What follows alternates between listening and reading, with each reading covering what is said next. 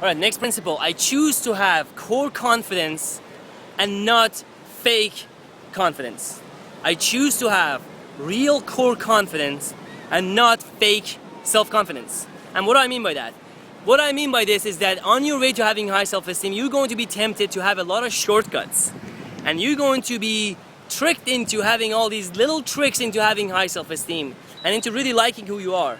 So some of the tricks that I've used personally is using things like drugs. Like I was using these drugs and alcohol as a tool to give me courage, give me confidence.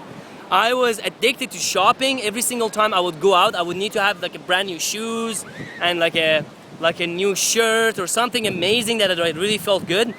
And I don't know if you noticed or not, but let's think about the last time you bought like something brand new, like a new shoes or something. You know, the minute you put it on, you feel a little bit good about yourself, a little bit better. And then you go out that night and you may look really good.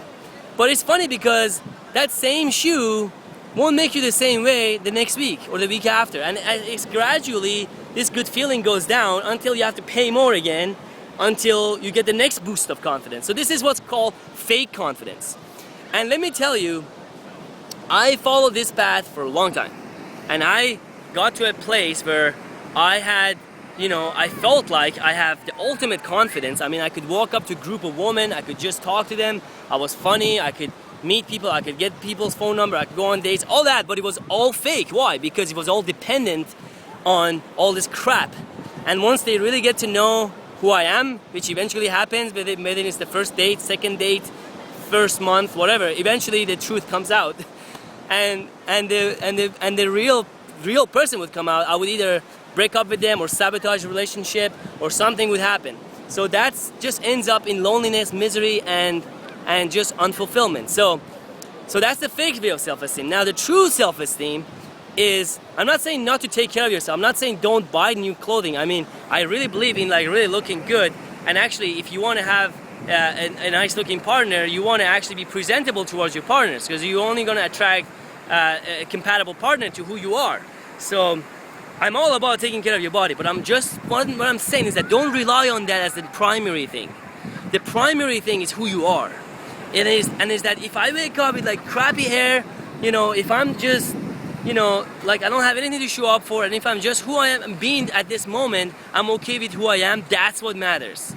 And that's what's really gonna set the core confidence of who I am. And how that comes about is by me knowing my values, knowing what I stand for, accepting my mistakes and failures, and just becoming okay with not being perfect.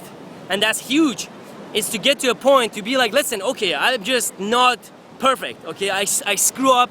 I say stupid things sometimes. I'm not all that amazing. It's okay. And I live with that. And when you get to that place, then that's the real core confidence, because you're like, you know what, I'm okay with who I am. It's like self-acceptance, right? So there we go. Next mindset is I'm committed to achieving high self-esteem in a real way and not a fake way. And that's pretty much it. If you haven't subscribed already, go ahead and subscribe right now and watch the next video. Talk to you soon. Bye-bye.